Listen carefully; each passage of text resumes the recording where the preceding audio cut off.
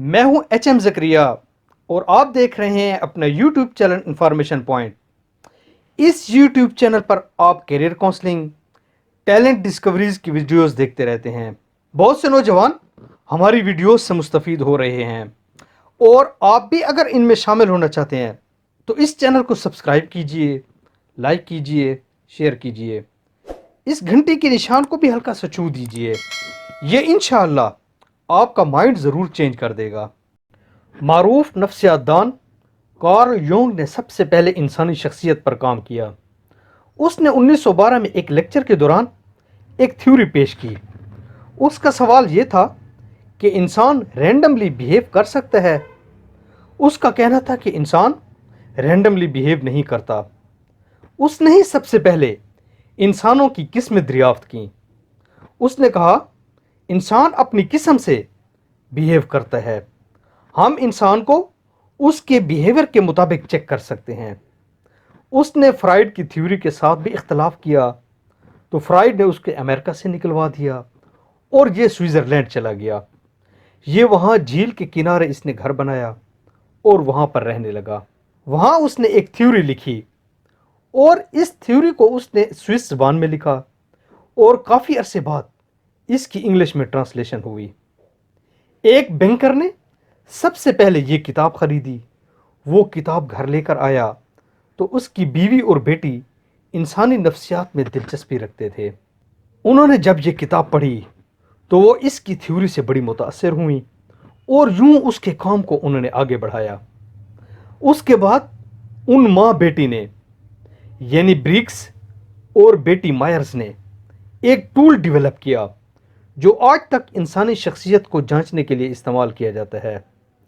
ये इंसानी शख्सियत को समझने के लिए एक शानदार टूल है। उन माँ बेटी का ख्याल था कि माहिर नफ्सियात यूंग के काम से हम अमली ज़िंदगी में फ़ायदा उठा सकते हैं।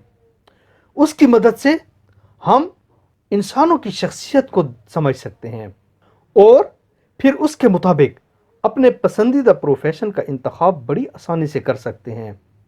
इंसानी शख्सियत क्या है, आप में अल्लाह ताला ने क्या खूबियाँ रख दी हैं और आप ज़िंदगी में क्या कर सकते हैं, इन सवालों के जवाब जानने के लिए हम आमतौर पर MBTI टूल इस्तेमाल करते हैं।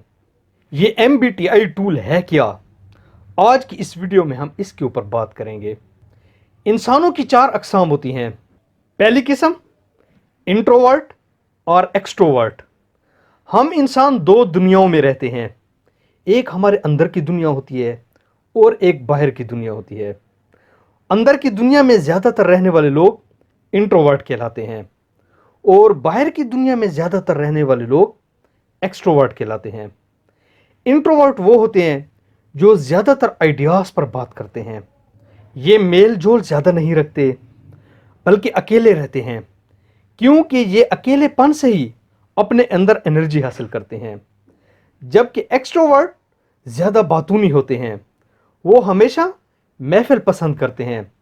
उनके लिए अकेले रहना बड़ा मुश्किल होता है और उनको महफिल और कंपनी ही एनर्जी देती है। इंट्रोवर्ट के दोस्त बड़े कम होते हैं जबकि एक्सट्रोवर्ट के दोस्त बहुत ज़्यादा होते हैं। एक्सट्रोवर्ट लोग अपनी पर्सनल इंफॉर्मेशन दूसरों से शेयर कर लेंगे, लेकिन इंट्रोवर्ट सिर्फ अपने करीबी और बाएतमाद लोगों से बातें शेयर करते हैं। एक्सट्रोवर्ट को अगर फ़ोन कॉल आ जाए तो ये जहां भी होंगे फ़ौरन अटेंड कर लेंगे, जबकि इंट्रोवर्ट सिचुएशन को देखेंगे कि इस सिचुएशन में बात हो सकती है या नहीं। एक्सट्रोवर्ट के बैकग्राउंड में अगर टीवी या म्यूज़िक चल रहा है तब भी ये काम करते रहेंगे, लेकिन इंट्रोवर्ट हमेशा पुरसकून और खामोश माहौल चाहेंगे। ये लोग शोर शराबे में काम नहीं कर सकते। क्या आप बता सकते हैं आप इंट्रोवर्ट हैं या एक्सट्रोवर्ट हैं?